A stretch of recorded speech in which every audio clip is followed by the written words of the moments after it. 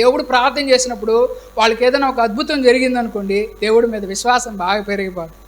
దేవుడు ప్రార్థించినప్పుడు ఏదైనా జరగలేదంటే దేవుడి మీద విశ్వాసం రాదు. అట్లా ప్రాక్టీస్ చేసేటప్పుడు ఆ వ్యక్తి అనుభవాలు, మంచి అనుభవాలు వచ్చాయనుకోండి, సక్సెస్ వచ్చిందనుకోండి, ఆ వ్యక్తికి మంచి ఆత్మవిశ్వాసం పెరగదు. దేవుడు ఆ వ్యక్తి అడిగిన అన్నీ ఇచ్చాడు అనుకోండి, దేవుడి మీద విశ్వాసం బాగా పెరిగిపోద్ది, ఇంకా గొప్పవి చేస్తాం.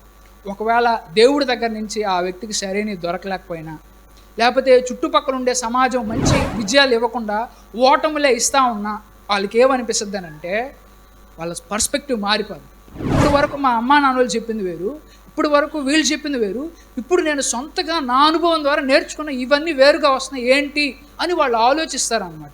ఈ స్థాయికి వచ్చిన తర్వాత అంటే వాళ్ళు పర్సనల్గా అన్నీ ఎక్స్పెరిమెంట్ చేస్తూ ఉంటారన్నమాట. అయితే కొన్నిసార్లు ఇక్కడ ఏమవుతుందంటే మన జీవిత అనుభవాలే మన ప్రధాన పాఠంగా మనం తీసుకున్నప్పుడు ఏమవుతుందంటే కొన్నిసార్లు మనం ట్రాప్ల్లో పడే అవకాశం ఉంటుంది. ఉదాహరణ, ఒక వ్యక్తి వ్యాపారం పెట్టి ఫెయిల్ అయిపోయాడు, ఇంక నాకు ఏ వ్యాపారం సెట్ అవ్వదు, ఇంక వ్యాపారాలన్నీ అంతే అన్నాడు అనుకోండి. ఆ అనుభవం ద్వారా ఆయన నేర్చుకున్న నమ్మకం నిజం అంటారా?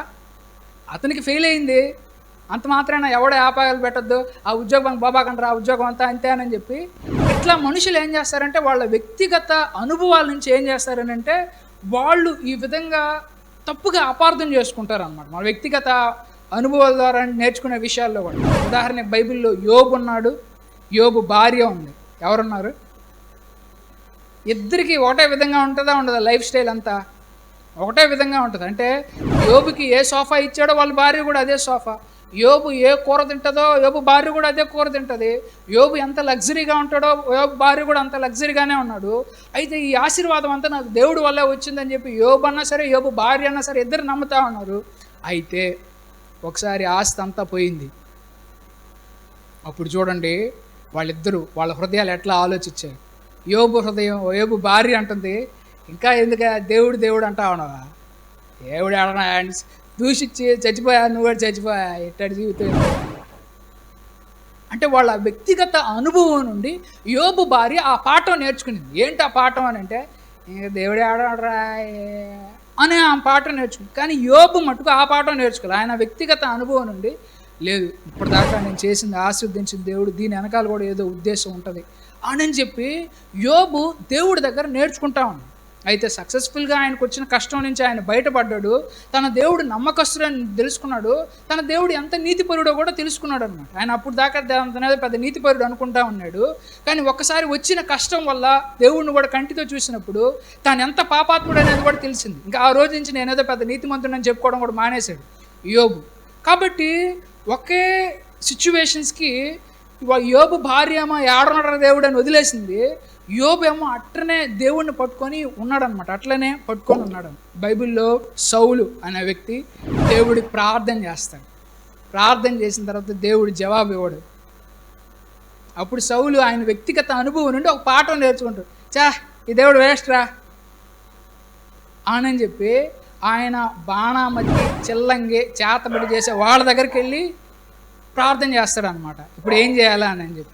ఇప్పుడు దేవుడు ఈ సౌలు ప్రార్థన చేసినప్పుడు ఎందుకు సమాధానం వీలేదంటే అంతకు ముందు ప్రార్థన చేసినప్పుడు చెప్పిన ప్రార్థన చేయలే, అంటే ఇది చేయరా అని చెప్పినప్పుడు చెప్పింది చేయలే ఆయన. ఇప్పుడు నేనేదో మళ్ళీ కనపడి చెప్తే వీడు చేస్తాడా అని చెప్పి దేవుడు చెప్పలా గమ్ముగా అయిపోయాడు. అప్పుడు దాకా నాకు ప్రార్థనకి జవాబు ఇచ్చిన ఆయన ఈసారి నాకు ఎందుకు ప్రార్థనకి జవాబు వేయలేదని ఆలోచించాలి కదా, నేను ఏదన్నా తప్పు చేశానని ఆలోచించాలి కదా. కానీ ఆడనడరా దేవుడు అని వదిలేశాడు. ఎదిలి చేతపడి ఎన్ని చేసే వాళ్ళ దగ్గరికి వెళ్ళి ఆ దెయ్యాన్ని బిలువు, దాన్ని బిలువు, దీన్ని బిలువు, అదేం చెప్తుందో చూడు అని చెప్పి అట్లా వెళ్ళిపోయాడు అనమాట. అంటే ట్రాప్ తప్పాడు. అంటే వాళ్ళ వ్యక్తిగత అనుభవాల ద్వారా వాళ్ళు నేర్చుకునేటువంటి పాఠాలు కొన్నిసార్లు ఈ విధంగా ఉంటాయి. కయ్యను హేబెల్ అని ఆయన వాళ్ళ ఇంట్లో వాళ్ళ అమ్మా నాన్నలు చెప్పారు ఏంటంటే, అరే మీరు సంపాదించిన సంపాదనలో దేవుడికి దశంభాగం ఇవ్వాలరా అని అన్నారు. నిజంగానే ఇద్దరు ఏం చేశారని అంటే దేవుడి సన్నిధానాన్ని తీసుకొచ్చి వాళ్ళ అమ్మా నాన్నలు చెప్పారని చెప్పి నమ్మిన నమ్మకాన్ని నమ్మకంగా పెట్టి ఇద్దరు కూడా వచ్చి దేవుడి సన్నిధానానికి దశంభాగాలు ఇస్తారు. కయ్యను దేవుని దశంభాగం ఇస్తాడు, హేబెల్ ఏమో దశంభాగం ఇస్తాడు. అయితే రోజు పెరిగే కొద్దీ హేబెల్ ఆస్తులు ఏమో పెరుగుతూ ఉంటాయి, కయ్యను ఆస్తులు ఏమో తగ్గిపోతూ ఉంటాయి. ఇదేంటి, నేను కూడా దశంభాగం ఇస్తున్నా కదా, నా ఆస్తులు ఎందుకు పెరగడం లేదు, ఓడాస్తులు ఎందుకు పెరుగుతూ ఉన్నాయి? జసింపాక వీడియో వేస్ట్, దేవుడు అనేవాడు లేడు, అంత ట్రాప్, ఇంతన సంపాలన నా తమ్ముడిని అని చెప్పి వాళ్ళ తమ్ముడిని చంపేసేస్తాడు అసూయతో. అంటే అతనికి ఒక మెంటల్ అనాలిసిస్ వచ్చింది, అతను దేవుడు లేడని అనలేదులేండి, అంటే వాళ్ళ తమ్ముడి మీద అసూయ పెట్టుకున్నాడు అనమాట. వాళ్ళ తమ్ముడినే దేవుడు ఆశీర్దిస్తున్నాడు, నన్ను ఆశీర్దించడం లేదు. ఏమయ్యా దేవా నువ్వెందుకు ఆశీర్వదించడం లేదని అంటే, కయ్యను మంచి హృదయంతో కయ్యను హృదయం సరిగ్గా లేదు, కయ్యను తెచ్చిన నోట్లు సరిగ్గా లేవు, ఆయన హృదయం సరిగ్గా లేదు, అట్ట హృదయాన్ని నేనట్ట ఆశీర్దించేది అంటే. వాళ్ళిద్దరు చేసిన పని ఒకటే, కానీ దేవుడు ఒకరినొకలాగా ఆశీర్దిస్తున్నాడు, ఇంకొకరిలాగా ఆశీర్దిస్తూ ఉన్నారు. ఇప్పుడు దేవుడి దగ్గర ఆశీర్దించబడాలి. ఇప్పుడు దేవుడు ఏమన్నా మనల్ని ఆశీర్దించినంత మాత్రం దేవుడికి ఏమన్నా వస్తుందా? మనకే వస్తుంది. కాబట్టి మనకి దేవుడు అవసరం ఉంది కానీ దేవుడికి మన అవసరం లేదు. మనకి దేవుడు అవసరం ఉంది కానీ దేవుడికి మన అవసరం లేదు. కాబట్టి ఇక్కడ వాళ్ళు ఇద్దరు అట్లా మెంటల్ అనాలిసిస్ చేసి దేవుడికి ఇచ్చే విషయంలో ఇట్లా ఇవ్వాలి అని కయ్యనేమో ఒక అంత బలేదు దేవుడికి, కానీ ఏ నోట్లు లేరా, ఏదో ఒక మంచి ఏదో నోట్ ఇచ్చేసి చెడిపోయిన కాగితం అన్నా ఇచ్చే ఏం కాదు అని చెప్పి ఇచ్చేశాడు. అయితే అది మంచి హృదయమా కాదా? దీవెనలు ఇచ్చేది ఎవరు? పాస్టర్ గారు దీవెనలు ఇవ్వరు, దేవుడే దీవెనలు ఇస్తాడు. ఇచ్చేటప్పుడు చూశాడు ఎవరి హృదయం అట్టాడుదని. ఇట్లాగే ఇశ్రాయేలీయుల ప్రజలు వాళ్ళు నడిపించేటప్పుడు అన్నా సరే, వాళ్ళు వచ్చేటప్పుడు గతంలో వాళ్ళకి చాలా అద్భుతాలు చేశాడు. అద్భుతాలన్నీ అందరూ చూసారా లేదా? ఎర్ర సముద్రాన్ని చీల్చారు, అది ఇటు చేశాడు, ఇది ఇటు చేశాడు అని అన్ని కళ్ళతో చూశాడు.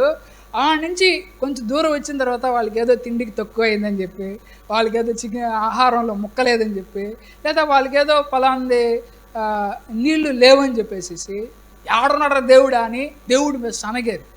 అసలు ఈ మోసగాడికి రూటు గీటు తెలియదు, ఏడంటే ఆడ తీసుకొస్తాడు అని చెప్పి అంతకుముందు నడిపించినటువంటి మోసే యొక్క నాయకత్వం యొక్క స్కిల్స్ని కూడా అనుమానించారు. అంటే అదే సమయంలో కొంతమంది దేవుడి మీద నమ్మకంగా ఉండేవాళ్ళు కూడా ఉన్నారు అదే బ్యాచ్లో. అంటే ఒకటే అనుభవాలు, ఇద్దరికి ఒకటే రకమైన అనుభవాలు ఉన్నాయి. ఆ అనుభవాలు గుండా వాళ్ళు వెళ్ళి వాళ్ళ సొంత హృదయం ద్వారా వాళ్ళు వివేచన చేసి వాళ్ళు ఒక పాఠం నేర్చుకుంటున్నారు, మళ్ళీ నమ్మకాలని రూపొందించుకుంటున్నారు. ఏంటంటే అసలు ఈ దేవుడికి ఇవిడంత వేస్ట్ రా అని చెప్పి అని అనుకుంటాం.